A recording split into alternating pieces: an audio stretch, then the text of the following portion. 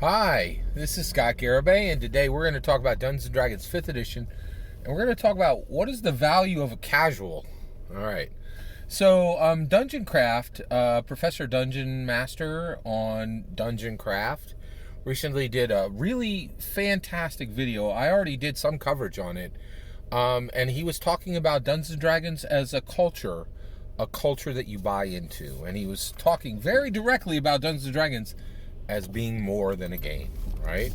And it was a great video. I really enjoyed it. But one of the things he talked about in there is he was talking about Dungeons & Dragons as a lifestyle brand, right? And saying that, just like Harley Davidson, Dungeons & Dragons has arrived at this place where people are attaching a lifestyle to Dungeons & Dragons. And one of the things he said is that Dungeons & Dragons, and on the road, how you get to a lifestyle brand, right, like Dungeons & Dragons, like Harley Davidson, is casuals, right? They're an element. Like, you don't get to lifestyle brand level, and Dungeons & Dragons is the only tabletop role-playing game in the world. Dungeons & Dragons 5th Edition is the only Dungeons & Dragons is the only tabletop role-playing game that's ever become a lifestyle brand anywhere in the tabletop role-playing game. Like, nothing else has arrived. Only Dungeons & Dragons, right? This is only Dungeons & Dragons has achieved this, right? So, and one of the ways that we got here, that we actually have arrived in a place where Dungeons & Dragons is a lifestyle brand, Dungeons & Dragons is a culture that you buy into, is casual. So let's talk about this. So Professor Dungeon Master actually talked about casuals, and I want to look in depth at each types of these casuals, and let's talk about and then we're going to talk about what is their value to Dungeons & Dragons, right? So who are these casuals? So first of all, it was great. It was great coverage, because I don't think about this because it's so alien to me, right? But can you imagine we've arrived in a world where there are thousands of people who buy Dungeons & Dragons books, buy Dungeons & Dragons 5th Edition, right?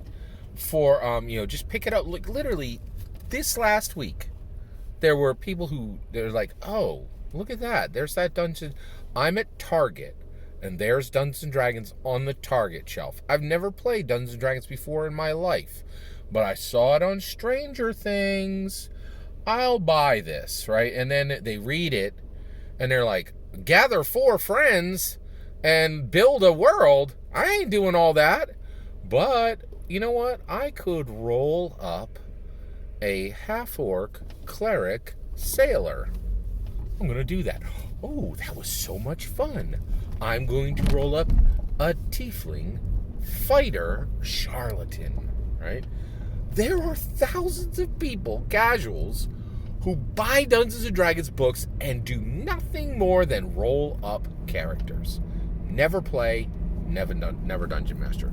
Now, tears come out of my face that anyone would get that close and never play and never Dungeon Master, right? It's terrible. It's almost like I wonder if it would be better if they had never even discovered it. Just because I'm like, you're so close. Come into the joy. Come into, be improved as a human. Like, you're so close, right?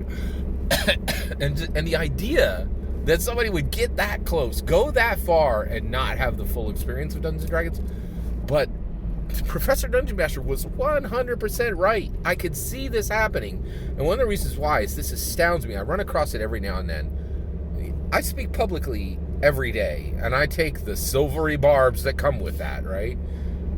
People don't like to publicly speak. And dungeon mastering and being a dungeon player, 100% is public speech. And people get hives and will scratch themselves raw with the idea of having to do a public speech, right? And so you and I, like dungeon mastering and playering, which is, is public speech. It's nothing to us. We talk all the time publicly, right? But there are these entire groups of people who just abhor public speech, and Dungeons & Dragons at every seat on the table is public speaking. We forget that. I think we forget that frequently. It's a major blocker. There are few things in the world people fear more than public speaking, right?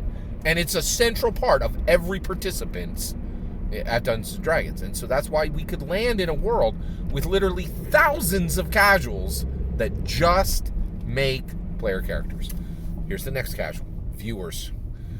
So, probably more people watch Critical Role than all the other games combined. I'm convinced of that, right?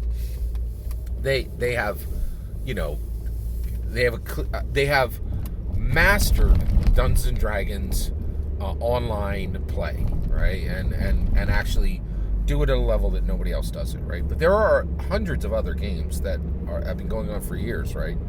And the reality is there are tons of Dungeons and Dragons casuals who just watch games, never play, never dungeon master, right? Truly, truly sad, but very much there.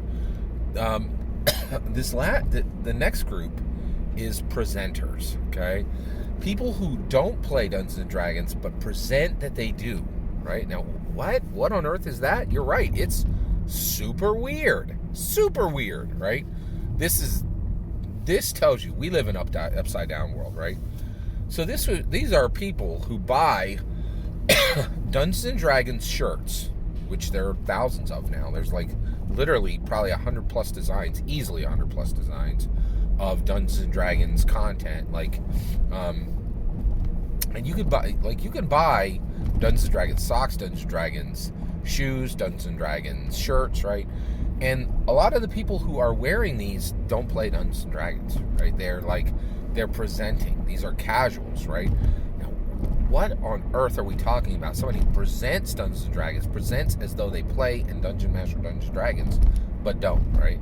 So we definitely have arrived in this world. So it's shocking because in the 80s, we were literally castigated nerds who, and nerd meant, nerd isn't even an insult today. It just means, eccentric person who's probably going to be your boss, right? Nerds have been recognized as powerful earners in today's world, right? Because nerds are myopically focused on information. We live in a knowledge world, a knowledge worker world now, right? In America. So the idea to myopically focus on specific categories of information is quite valuable, and a lot of nerds they become earners, right?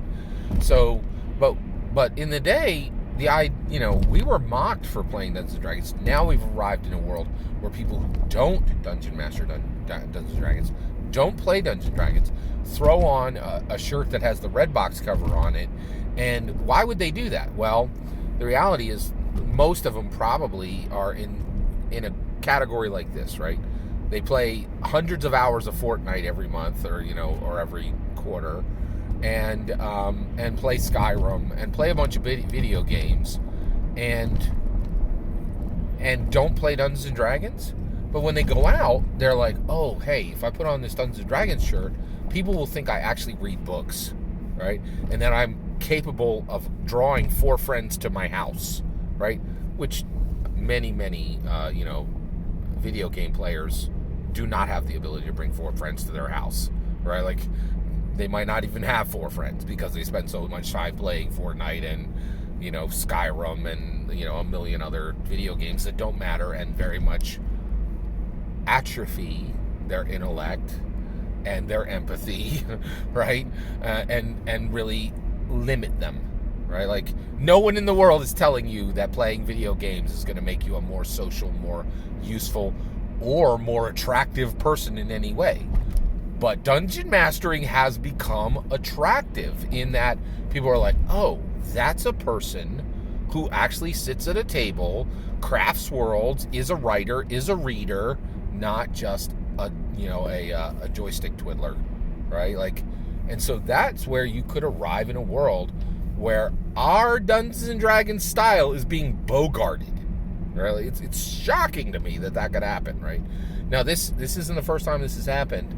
The hipsters did this about 10 years ago with Pabst Blue Ribbon, right?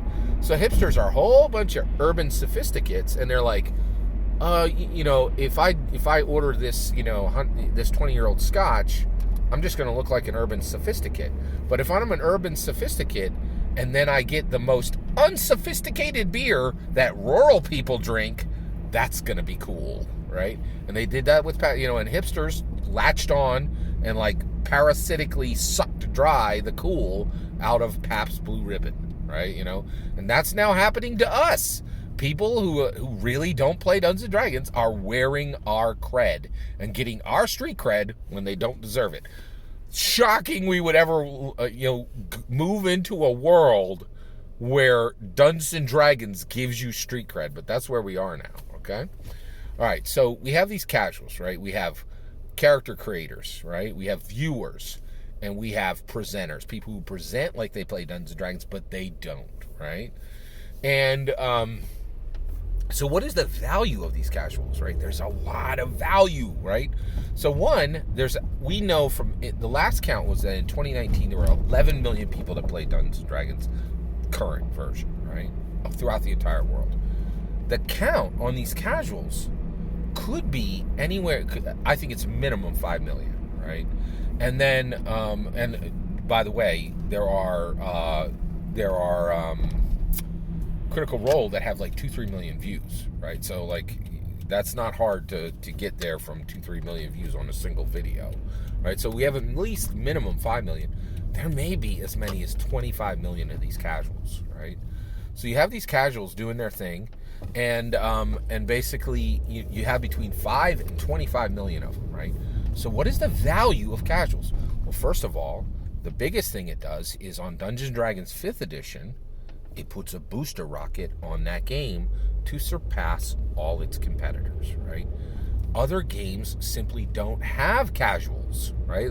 Like no other tabletop role-playing game has reached the point where like there's nobody wearing Pathfinder shirts, ironically, because nobody will Pathfinder shirts, to Bogart Pathfinder, like glory.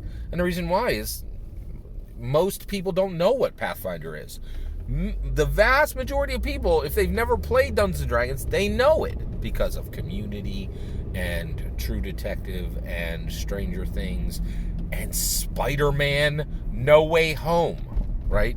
When Oscar award-winning actors say Dungeons & Dragons in the movie, right? Like, and Southside and 100, and Rick and Morty, and like just a vast array of shows that name drop Dungeons & Dragons and don't name drop no other tabletop role-playing game in the world, right? So you have that. So basically, so we have 525 million of these, right? So what is the value that it does? The biggest thing is it puts this booster rocket on Dungeons & Dragons 5th edition to surge past its competitors, and boy has it, right? So what does the value extra have there, right? Well, one of the biggest things is money, right? It brings extra money. Those t-shirts, the books that are bought and never used to actually play Dungeons & Dragons, that is money in the pocket. And where does that go? That money goes to better writers, better layout, better artists than anything on the D&D then side and anything on the D&D not side, right? Making it show that the tabletop FRBG industry nobody can keep up with Dungeons & Dragons 5th edition on any of those 3 sections of labor because they don't have the money for it, right? Because they don't have the casuals, right? The other thing it does is it gives domestic saturation. In America, Dungeons & Dragons remains preeminent,